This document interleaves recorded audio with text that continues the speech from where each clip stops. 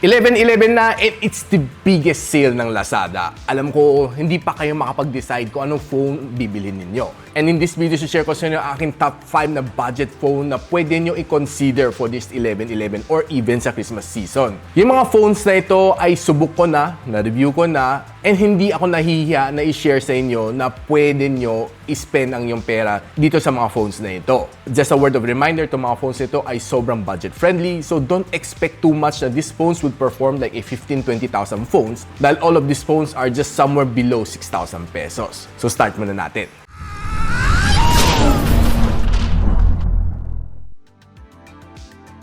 First one would be the Tecno Spark Go 1. Ba't ko nga ba siya napili? Itong phone na ito is just priced around 3,699. And I would say for its price point, marami kang magagawa dito sa kanya. Meron siyang Unisoc T615 na processor which can multitask. Wala kang maging problema sa kanya. Hindi naman siya mag-hang like the other phones na sobrang baba ng kanyang processor. But yung to the point na it can get the job done. Siyempre, ang basic na gagawin mo dito is call, text, and of course, social media. Okay naman. Wala kang maging problema while you're browsing. Basta okay ang iyong internet connection. And what's nice naman dito sa kanya, it has a 6.67-inch na IPS LCD, hindi siya TFT, which is definitely better, but it would only give you up to 720p na display. I would say na watching videos dito sa phone na ito is okay, average. It would get the job done dahil sobrang budget-friendly naman siya. Meron din siya IP54 na splash and dust resistance, so wala kang maging problema pag nawisikan ng ulan. Huwag niyo lang sadyain. Then of course, 5,000 mAh ang kanyang battery and 15 watts ang kanyang charging capability. It can last you through the day. Wala kang maging problema dito sa phone na ito. Pag nabitin ka, edi mag-power bank ka. If you're asking me kung anong power bank ang pwede ko i-suggest, I would say Ugreen is probably one of my recommended, but I'll make a separate video for that. Just don't forget to subscribe sa aking channel para ma-notify kayo once na in-upload ko ang aking power bank naman na video. Ang kanyang photo quality is okay. Won't say na it's one of the best na mabibili mo at this price point. Average, I'd say na pwede mo pang post naman sa Instagram, pwede mo post sa Facebook, pwede mo i-share. Wala kang maging problema. Just don't expect too much kasi it's just a budget performer lang. And that's the Tecno Spark Go 1. Now, the next phone na sasuggest ko sa inyo is a gaming-centric phone. It's the Itel RS4. Nilabas siya mid-year itong 2024 and ang target niya is para sa mga naghanap ng budget gaming devices. And itong phone nito is being powered by the MediaTek Helio G99 Ultimate. 8 plus 8 gigs of RAM, 128 gigs of storage. I mean, for me, at 5,999, it's not so bad itong phone na ito. Pagdating sa gaming, I did try a few titles dito, Mobile Legends, Call of Duty Mobile, Farlight 84. I would say na it was able to get the job done. Just hindi mo lang kaya i-set to highest graphical settings, but kaya mo naman mag-play ng smoothly at a lower graphical settings. One thing to like dito sa phone na ito is maganda kanya aesthetics sa likod, and I love it kasi very simple, and for me, it looks good dahil yung mga ganitong itsura, it reminds me of the Realme 12 Pro series kasi halos magkakamukha lang sila. And hindi mo naman kailangan magbayad ng mga roughly 15,000 and up just to get yung ganitong aesthetics sa likod. Another thing to like is not bad ang kanyang camera. It can get some really nice, decent na outdoor shot. And pagdating sa indoor, medyo magsasuffer siya konti, magsusoften siya ng konti. But I ain't complaining kasi ang presyo na is really good para sa G99 Ultimate. And at the end of the day, I'll tell you na you get what you paid for. Meron din siya 5,000 mAh sa battery and it supports 45 watts na wired charging. Imagine at this price point, saan ka makakita ng ganitong charger? 45 watts. Kadalasan makita mo, 15, 18 watts sa charger, matuwa ka na. Nilagay ni Itel, 45 watts, guys. Wala akong masabi dito. Plus, meron din siya 120 Hz of screen refresh rate. So, I would definitely say na Itel RS4 is definitely a good phone to recommend to you. Moving on is one of the most affordable 5G device na pwede ko i-recommend sa inyo. At 4,990 pesos, ang Smart ZTE Blade A75 5G. This is from the makers ng Nuia brand, which is ang mother company na is ZTE. Ang ganda ng package nito. I would tell you na pag unbox mo, you get a free na smart SIM card. With free data, tama ko, roughly nasa 12 gigs of free data, it is a good starter pack. But only a downside, you can use only smart or token text SIM dito sa loob. Kahit ilagay mo sa second SIM, well, yes, gagana ang Globe and dito, but restricted in mobile data, you can only use smart na mobile data. Just a word of precaution if you're a Globe and dito user. Now, what's not to like about the phone na ito? Ang likod niya looks very nice. It looks like ni Nuia Neo.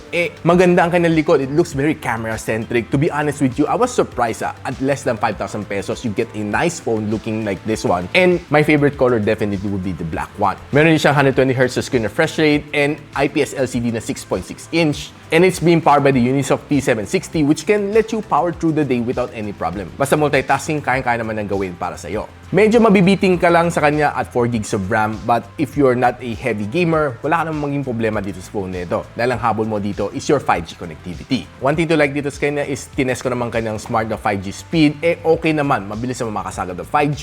Na-try ko naman sa Malabon, sa Navotas, and sa Makati, wala kang maging problema sa 5G speed. Download, upload, okay. Meron din siya 50MP na main camera sensor which can let you get some decent na photos sa kanyang rear camera. And I did take a couple of shots, and of course, syempre, don't forget to check out the aking full review which I'll also post on the link on the description box below para makita mo yung full capability nito phone na ito. It has 5,000 mAh na battery and it can only support at a 10 watts na charging brick. I would say it's pretty slow, which is probably one of the downside dito. But for me, wala kang maging problema kasi ito phone na ito can last you through the day without charging. Basta, no heavy gamings, please. If you're trying to play naman games like ML at a lower graphical settings, I would say kaya-kaya naman nabigay sa'yo ang gaming experience dito. So bago tayo pumunta sa top 2, meron ako share sa inyo isang honorable mention na phone. But before that, inaanyayahan ko kayo mag-subscribe muna sa aking channel dahil gusto natin matarget ang 300,000 subs at the end of this year, 2024.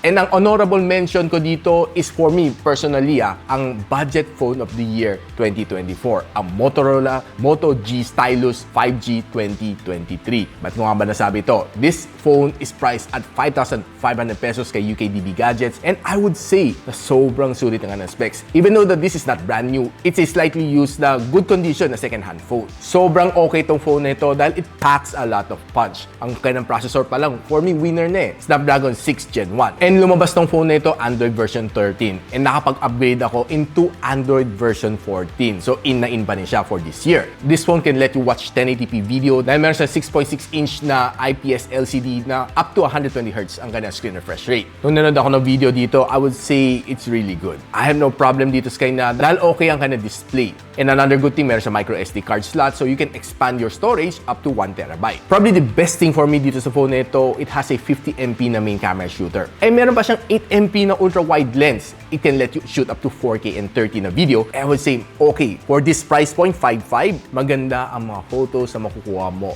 Hindi ko siya pwede isama sa listahan kasi hindi siya brand new, and secondly, hindi siya officially released dito sa Philippines. And the best thing is kaya na mag-gaming. Snapdragon 6 Gen 1, kaya na ibigay sa'yo ang gaming. Nilaro ko ang Call of Duty Mobile, Firelight 84, ML. I think nilaro ko rin si Honor of Kings. Wala kang maging problema dito. Just don't set it to the highest graphical setting. Roughly nasa mid settings ka lang, kayang-kaya niya ibigay sa'yo ang gusto mong gaming experience dito. Plus, meron din siyang stylus, so if you like to draw, of course, syempre, just don't expect na pressure sensitive siya like Samsung Galaxy S24 Ultra. Isipin mo na lang na meron kang stylus at just 5% ng cost ng Samsung Galaxy S24 Ultra. And that's the Motorola Moto G Stylus 2023. Ang ating honorable mention na phone.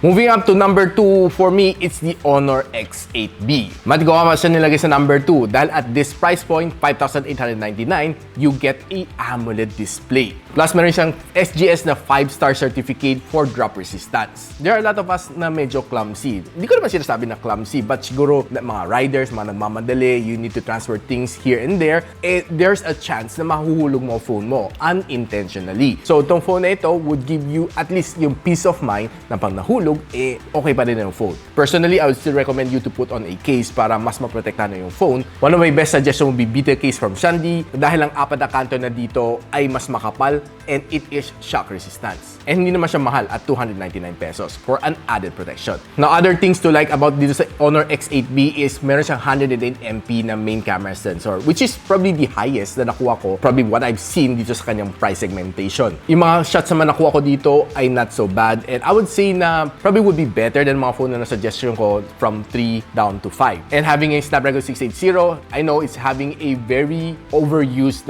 chip from Qualcomm. This can get you going through the whole day. Mild gamings like ML and Call of Duty, wala kang maging problema. And the 4,500 mAh na battery is not a industry standard, it's a little bit lower, but you get a bonus at 35 watts of fast charging na hindi mo makukuha sa mga ibang phones at this price segmentation. For me, yung pinaka-winner talaga dito sa kanya is ang kanyang AMOLED display, which can give you a 1080p na display. And that's for me, standing at number 2, si Honor X8B. Now, moving on to our top spot, and I think this one deserves to be at number 1, is the Infinix Hot 50, ang base variant. This is currently priced at $6,999, pero nung nag-early bird price siya, nag-$5,999 siya. So, expect natin this 1111, it might go back to $5,999. So, abangan nyo lang. And don't forget to check the links on the description box below para mga official link ang ilalagay natin dito para iwas tayo sa scam. Lalo na magpapasko, ang daming nagbabalak at baka mabiktima ka pa ng kanilang kalokohan. So, be careful. Just use the official link na ilalagay ko sa description box below. So, si Infinix Hot 50 has a G100 processor ni MediaTek Helio. And for me, this is a rebranded na G99, but it is 7% faster than yung kanilang older predecessor. One thing to like dito sa kanya is that 8 gigs of RAM and 256 gigs of storage na ang meron na bibigyan niya sa'yo. Plus, expandable pa rin siya via micro SD of up to 1 terabyte na storage. One thing to like dito sa kanya is yung kanyang rear camera is a 50 MP na shooter. I would say na it was able to give me some really nice shots na at this price point, basta just keep in mind, meron tayong certain baseline na price point, ang kanyang performance ng mga pictures is, I would say, really good. No? For me, indoor, outdoor was able to give me some nice snaps, and pati ang kanyang selfie camera ain't so bad at all. Having a 5,000 mAh of battery, charging up to 18 watts, I ain't complaining. Sana tinaasan lang niya to 30 watts would have been a winner, but tumatagal naman ang kanyang battery for a whole day. Walang problema. One thing to like dito sa kanya is ang kanyang gaming capability. It can give you some really good gaming experience. Na-try natin sa Honor of Kings, na-try natin sa Call of Duty Mobile, Farlight 84. It can game. And there are times na pwede mo nasagarin ka ng graphics, but of course, syempre, medyo maglalag siya, so you have to lower it down to be a little bit more smoother. The touch response is good. Dahil meron siyang 240Hz touch sampling rate, ang sounds is also pretty decent as well. Favorite color ko dito would be the titanium gray, and probably I would say na medyo magaan naman siya at 180 grams. Ang Infinix Hot 50.